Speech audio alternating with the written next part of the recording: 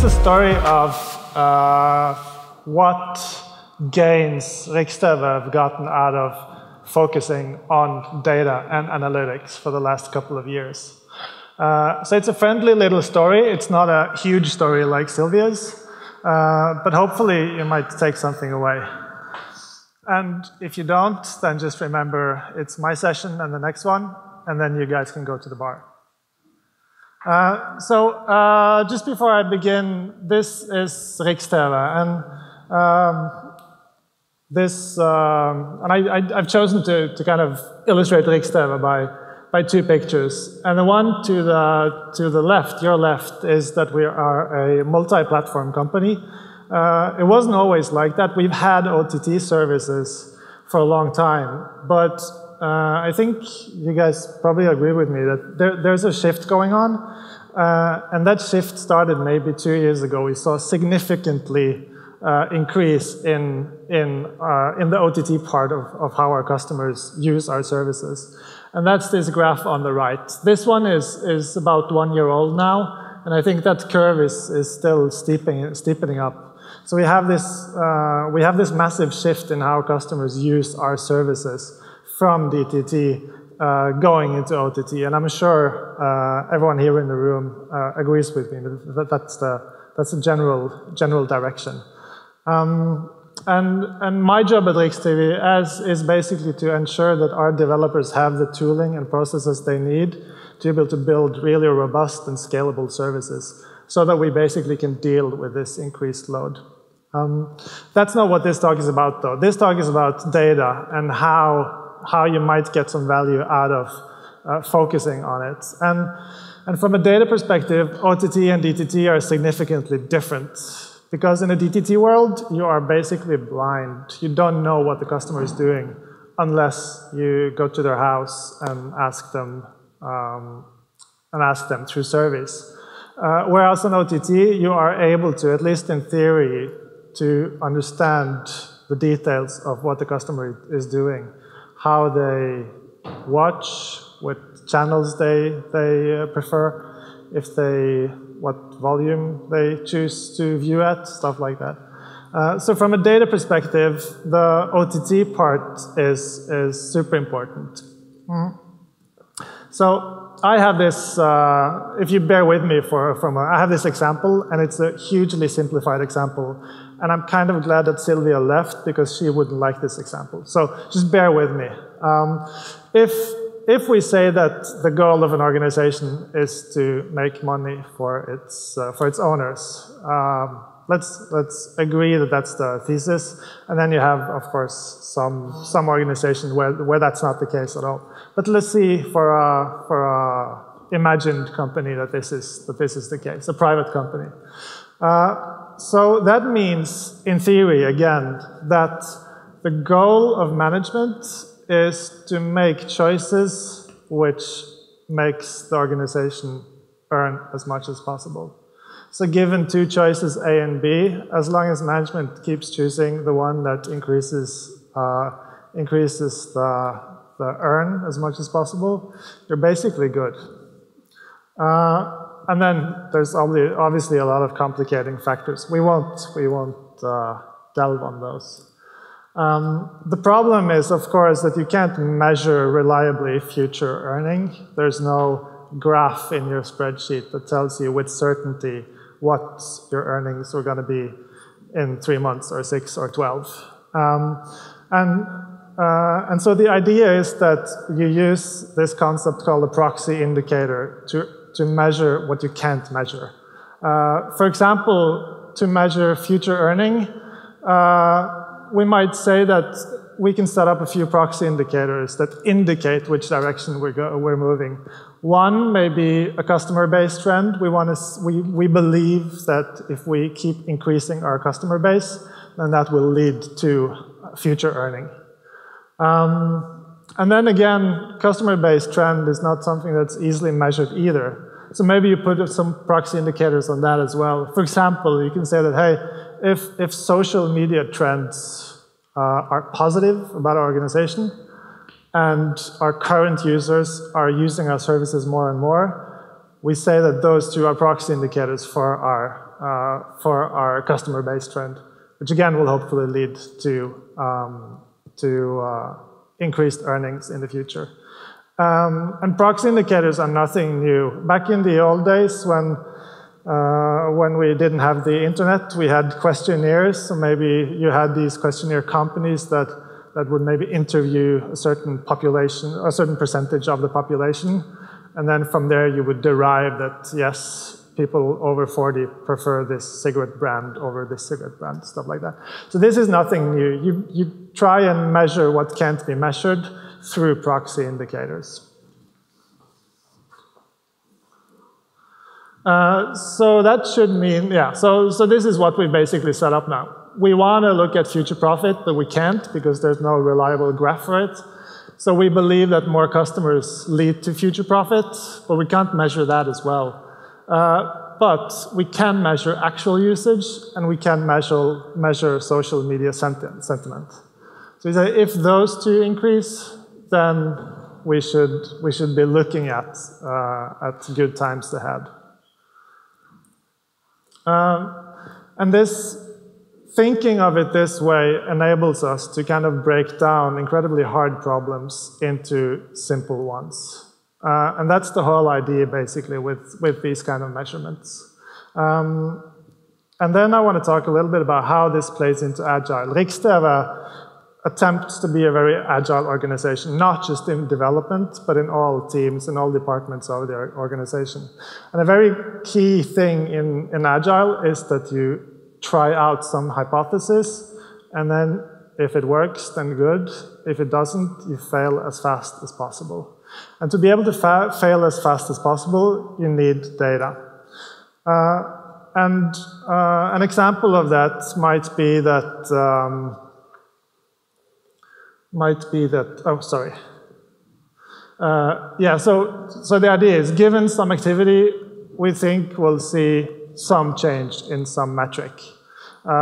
Given that we spend some time on our mobile UX, we think that usage will go up. And then in Agile, like I said, the idea is that you try and either prove or disprove that hypothesis as quickly as possible, which you can't do without data. So the ability to fail fast kind of relies on data. These are some kind of learnings we've done the last couple of years. So I'm going to talk a little bit about which metrics to collect. I don't believe in these huge kind of now data ingestion projects. At RiksTV, this kind of journey has been incredibly organic. It was never applied from CEO or management level at, hey, implement data. I think it should be an iterative process, and I think you should basically begin with the simplest part you can. Maybe you already are gathering some data, but not in a centralized way. Maybe it takes expert knowledge, so maybe all you need is some dashboard or some way to kind of share it. So collect data where you can. Start with the cheapest point and iterate instead of large projects. And then as far as aggregation goes, I can go into a little bit of detail on that as well.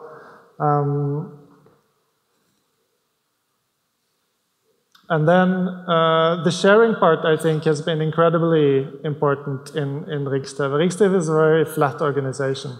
And the fact that developers and management have access to the same data, they might not use it the same way, but that access is there, is something I think is incredibly important. And then lastly, as you kind of grow and mature, invest in real-time data collection tools. So as far as collecting where you can, I think it's easier to reason about data after you have started, which is why I don't believe in these huge BI or data warehouse projects. I think you should start small and be agile and iterate. If you're using some cloud provider, you already have a bunch of metrics built in that you can start looking at.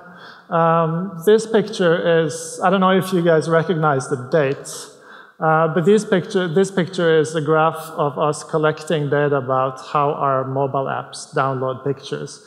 And it's an interesting data point because it doesn't say anything about our customers actually playing content, but it shows to which degree they kind of browse around the app. Each bar is around 12 hours here. And as you can see, we have significantly different kind of behavior around mid-February of this year than otherwise, and I'm sure you know why. And this is basically free. We didn't do anything to kind of get this data. We just discovered it more or less. And then again, use proxy indicators. Try and collect kind of simple metrics, and then instead try and figure out the correlations between what is important for you from a business perspective and a counter instead of building these complex counters. There's also an interesting discussion around black box versus tailor-made, and this hurts many organizations. You implement a solution, be it a cloud provider or some software, something you buy, and then that piece you bought doesn't expose metrics in a meaningful way. It doesn't have any interface for you to kind of pull data from it. TaylorMade doesn't have that problem because then you own the development cycles yourself, so you can implement whatever data points you need. But I think it's important that any kind of purchasing decision you do, there needs to be a component of instrumentation in that kind of spec, so that you don't forget that we need to collect data in some way from this.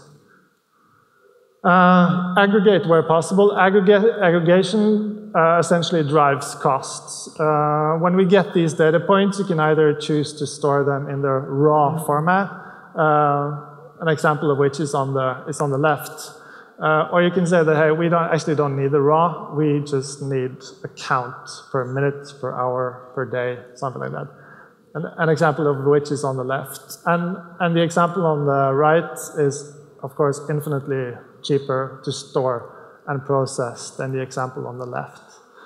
The problem with aggregation is that once you've aggregated your data, there's no going back. You can't go from aggregated to raw.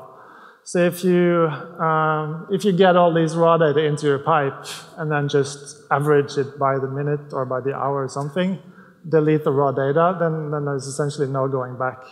So if the next day you decide that, hey, we want to also measure based on geographic location or age or some other dimension that you don't have in your aggregation, then you won't be able to look back in time.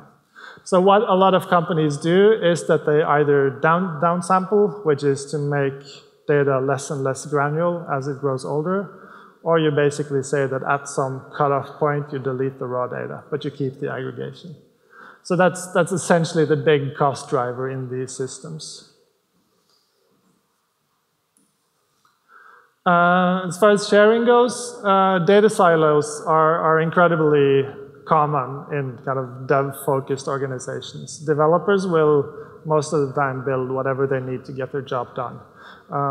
So building like a culture of sharing when it comes to data can be quite difficult in some organizations.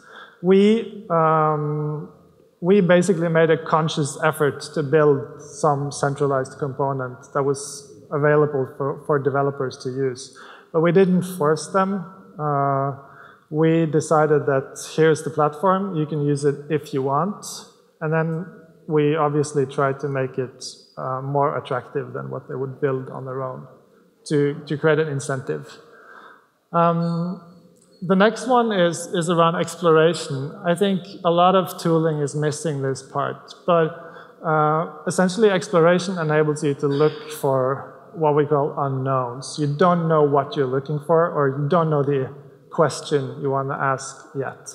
It might be that you have to redimension or slice data in different ways before you start seeing patterns that you want to work with. And a lot of tooling forgets this and makes it hard to kind of explore data in a meaningful way. So that's incredibly important. And I think that's what enables you to kind of organically grow. And then I think every session today has touched on GDPR, so I won't, but still, don't break the law.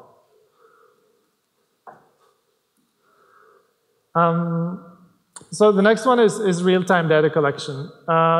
Yesterday's data is infinitely less valuable than today's data. We try and be within 3 minutes of lag, maximum 3 minutes behind kind of what's real time in our systems, and that enables us to use this data in operation. It enables us to make real-time decisions based on what we see from this data.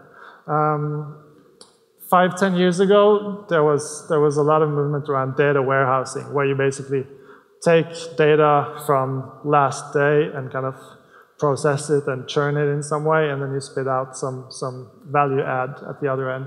I don't think that's, or there is use cases for that, but it's certainly not real-time data. You can't use that for making real-time decisions.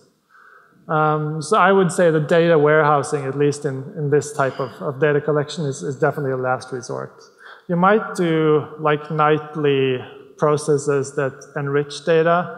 Maybe you have a nightly job that takes some dimension of your data and maybe replaces the, I don't know, the zip code with the actual city name or whatever, and that's fine. But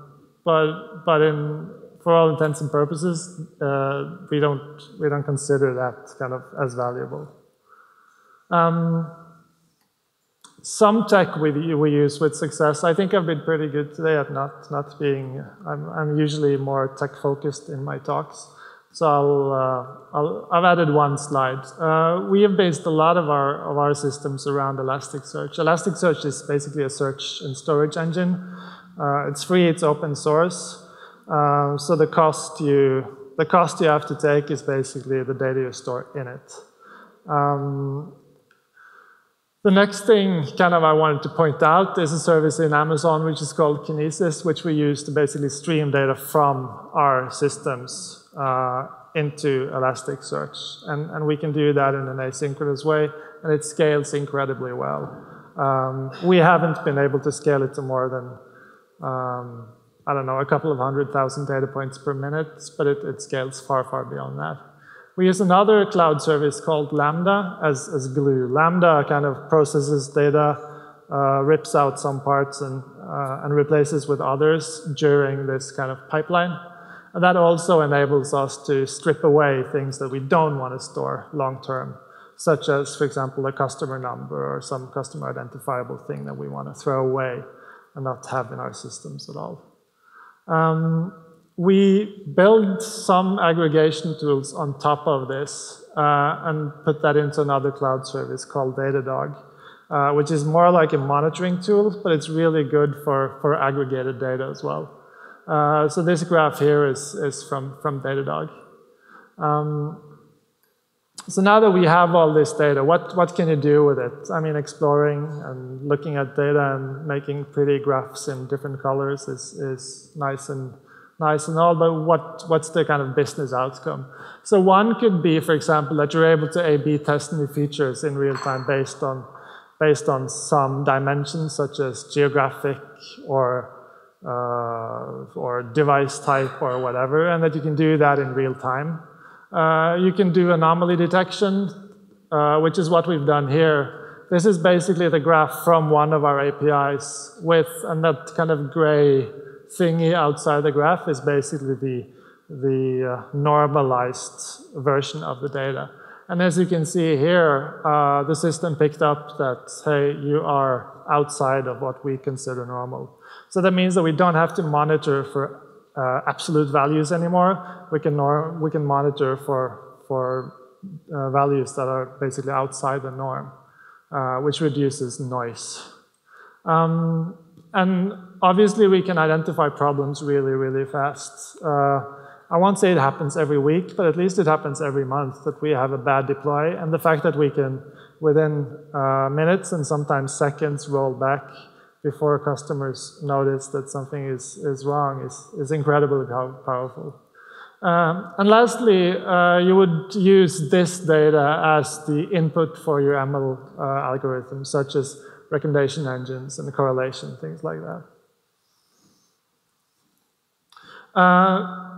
Based on our experience the last 2 years, we believe we're on the right path because everyone uses the same dashboard. Everyone from the junior developer to our CEO uses the exact same kind of dashboard to look at data and kind of explore what's going on. When this was new especially, we saw screens popping up in our office almost every day. Which means that teams are actively using this data that we collect to kind of build an improved service, which was good. You're also on the right path when data is real-time or near real-time.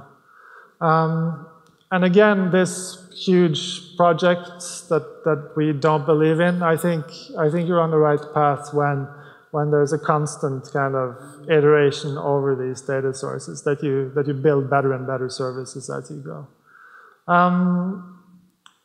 It's good if you're able to correlate different data sources, such as mobile traffic versus backend traffic. That's also, I think, it's a sign that you're on the right path. And lastly, you expose data through APIs so that your own internal teams can build new, exciting stuff on top of this. And that's also something we've seen at RiksTV. Even from the unlikeliest team, the marketing team actually started building stuff to kind of pull out data in a way that made sense for them from this. So that was also a plus. That's all I have.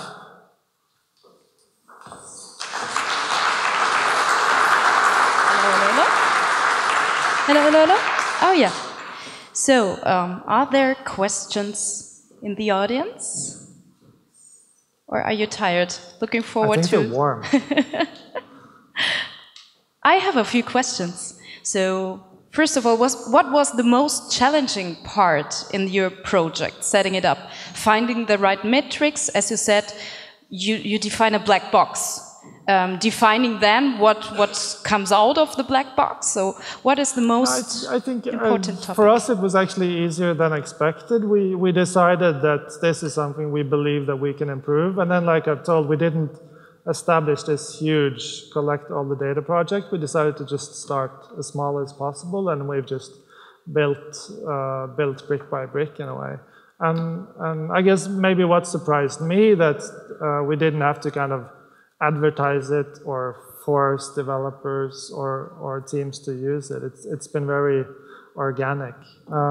So the hardest part in a solution like this is basically the capacity planning. I think you don't know how much data you'll ingest next week or next month.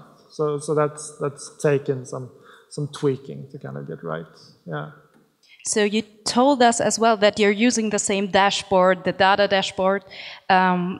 Is there an interaction between your internal teams, like marketing, sales? You get lots of information, maybe helpful as well for them. And you were talking about new features.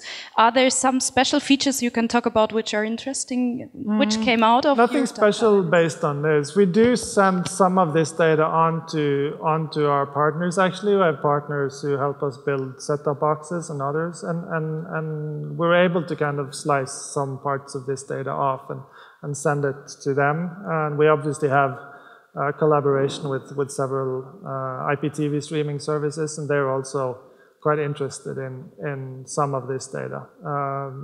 A couple of those are maybe too small to be able to build this themselves. So for us to be able to just give them data that could be relevant for them in their operations is also powerful. Yeah. So some kind of sharing already. Sharing.